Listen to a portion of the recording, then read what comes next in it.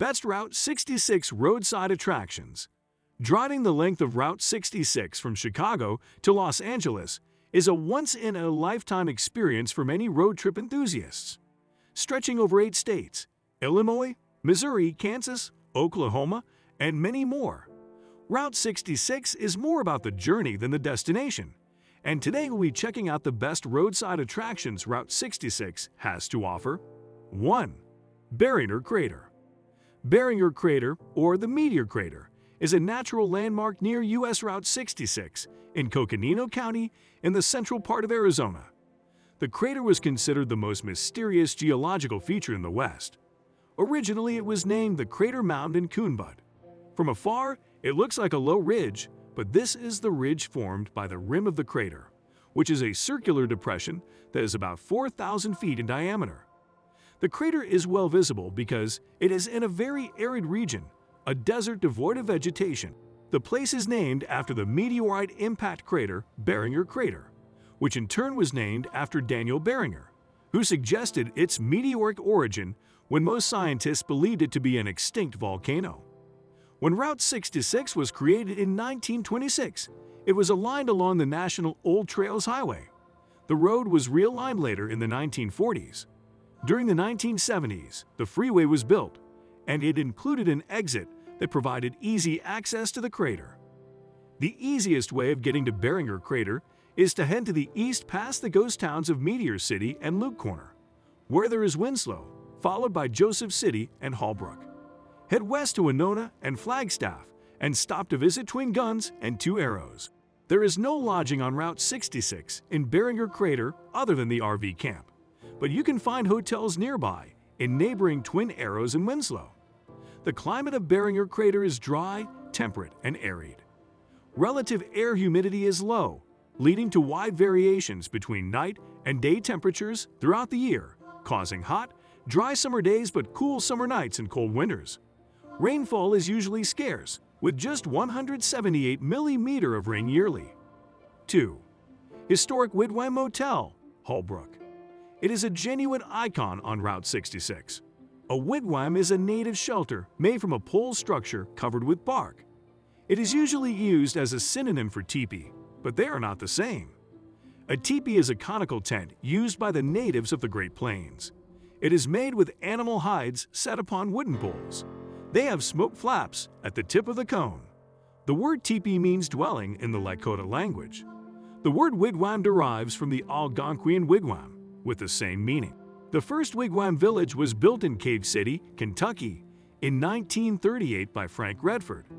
He patented the idea Chester E. Louis liked and licensed the right to use it, paying Redford a royalty fee. Louis built a total of 7 wigwam villages over the next 20 years. The 6th village was finished in Holbrook in 1950, hence its name Village. The motel consists of 15 freestanding teepees placed in U-shaped distribution around the central office. Each wigwam is made of concrete and is 21 ft in diameter and 28 feet tall, equipped with a toilet, sink, shower, and a vintage car park in front of it. Louis sold it in the 1970s, and the new owners sold gasoline. After his death, his widow and children repurchased it and reopened it as a motel in 1988. Part of the central office was turned into a museum with Mr. Lewis's Route 66 mementos, petrified wood, and Indian artifacts. It is still open today and entices guests with the slogan, "Have you slept in a wigwam lately?" 3. El GARCES Hotel. After the original station burned down in 1906, the AT and SF Railway built a new one that included a hotel and a restaurant. It is a 2-story building styled like a Greek temple with Tuscan columns.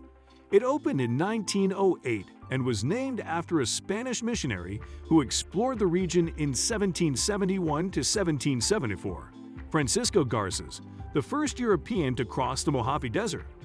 It was run by the Fred Harvey Company. It thus was a Harvey House, an expensive hotel favored by railroad passengers and the motorists until the post-war period. The hotel closed in 1949 and became the railway office.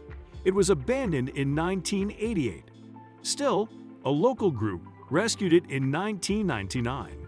had it listed as a historic place in 2002 and managed to get $10 million renovation work started. 4. Santa Monica Pier. Over 100 years old, this double pier is the most recently nominated endpoint at Route 66. It contains the Pacific Park Amusement Park and many shops and restaurants. Every fall, it is the venue of the Taste of Santa Monica on the Santa Monica Pier, where visitors sample food and drinks from Santa Monica restaurants. The current pier opened in 1909 as the Municipal Pier. It was a 1,600-foot-long wooden pier that also conducted the piping that pumped the city's sewages out to sea. In 1916, a second pier was built alongside the Municipal Pier by Charles Looff. It as the Santa Monica Pleasure Pier, and it included the Hippodrome, building built in a California Byzantine Moorish style. It housed many merry-go-rounds and now houses the 1992 historic carousel with 44 hand-carved horses, listed in the National Register of Historic Places. Looff Pier was later expanded and now measures 1,080 feet long and 270 feet wide. The bridge and entry gate was built during the Depression in 1938. It appears in many films, such as The Sting, Titanic, and Forrest Gump. 5. Historic Standard Oil Gasoline Station, built by Patrick O'Donnell in 1932. Just 6 years after Route 66 was aligned through Odell. He used the 1910s house and canopy style. It was just that, a gabled house with a gabled canopy. The 2 garage bays were added later. O'Donnell sold Standard Oil gasoline and oil but later switched to Phillips 66 and Sinclair. In 1952, he rented it to Robert Close, who ran the next to it, and after the death of O'Donnell, bought it. Close sold gas until the 1970s and used the building as a repair shop. He sold it to the village of Odell in 1999, who wanted to restore it. Head into town along Old Route 66, and just ahead, next to the church, is the subway tunnel. 6. Historical Chain of Rocks Bridge. It is one of the places where historic Route 66 meets and crosses the Mississippi River. It was one enormous project in its day, and it was a private one. It was supposed to cost $1,250,000, but ended up being twice the amount in the end. It was supposed to be straight, but ended up bent due to the complaints of riverboat crews because it was just next to the water intakes for St. Louis and wouldn't make navigation difficult. Also, the original straight course led it through bedrock that could not withstand the bridge's weight, so it was bent. It stood 55 feet above the water and had a 40-foot wide roadway with spans. Construction began in 1927 on both sides of the Mississippi, and it opened in July 1929. It carried Route 66 across it since then, and in the late 1930s, the bypass US 66 was aligned across it to avoid going through downtown St. Louis. The bridge was initially a toll bridge, but it was later removed. In 1967, a brand new bridge, the new Chain of Rocks Bridge, was built to the north and carried the freeway. This led to the demise of the Chain of Rocks Bridge that same year. The bridge entrance is accessible in Missouri at North Riverfront Park, south of the bridge along the Riverfront Trail. 7. Old Canotech Service Station. Across Route 66, to your left, is the famous Canotech Service Station at 119 North Main Street. The service station dates back to 1934. At one time, it was Little Service Station. It sold a regional brand of gasoline in Kansas, Oklahoma, and Texas, and this gave it its name, Canotech. This brand's logo was a sunflower set behind a 5-pointed star. The company is now defunct. It was built on the site of the Banks Hotel, on the main street in Galena, which was at that time was US Route 66. A few years later, a garage and repair shop were added.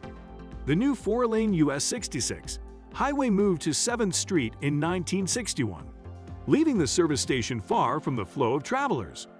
When 144 bypassed the town, it went out of business until restored in 2007. The restored site has a roadside cafe and a souvenir shop.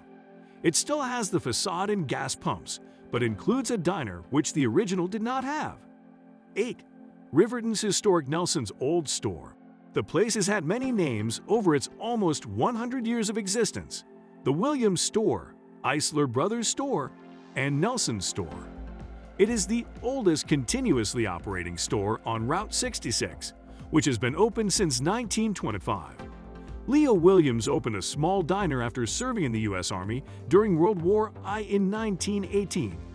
He worked for the Empire District Electric Plant, and his wife, Laura, took care of a shop. A tornado destroyed the premises in 1923, so he rebuilt it, a one-story store, in 1925, which is still open. It was known as the Williams Store. When Route 66 was created in 1926, a growing flow of visitors passed in front of the store, and it was included as an official stop on the maps of the 1930s and 40s. Besides the diner, it was a gas station, and the store had a shop that sold food, candy, ice, and clothes. It even had a croquet, but later removed it to add parking space. Williams sold Texaco gas at first, later Standard Oil. He ran the store until 1945 and then leased it out. But after Leo died in 1948 at 56, his widow Laura took it over again and ran it until she retired in 1970. Laura's daughter's mother-in-law purchased the store in 1972 and sold it to Isabel and Joe EISLER in 1973. The store was renamed as EISLER Bros Old Riverton Store. The nephew, Scott Nelson, worked there and managed the store. In 2011, he bought it from the estate after his aunt and uncle passed away. It was even featured in the Pixar animation movie Cars. 9. Drive-in Theater. You can reach this historic theater by driving along the 1930s alignment for 1.4 miles. The historic drive-in is located on the north side of Route 66. It was one of 2 drive-in theaters in Carthage. It dates to 1949. Its screen was widened in the early 1950s. Finally, overtaken by home videos, it closed in 1985. However, it reopened in 1998 and shows films every weekend. The ticket booth is built in an Art Deco streamlined modern style and has a great neon sign. 10. San Miguel Mission. Located on the corner of E. Vargas Street and Old Santa Fe Trail, the building began in 1610 and finished in 1625, making San Miguel Mission the oldest church in the United States. Located on the main thoroughfare towards the south of New Mexico, this Catholic church is still active. It was built in a Romanesque fortress style, with a flat roof and thick walls. The building was damaged during the 1680 Pueblo Revolt, but rebuilt after the return of the Spanish. The wooden image of Street Mitchell was carved in 1709 and added to the church in 1798. That brings us to the end of this video. Hit that like button if you enjoyed it, and don't forget to subscribe. What do you think about these Route 66 attractions? And have you ever been to any one of them? Let us know what you think down in the comment section. Till next time.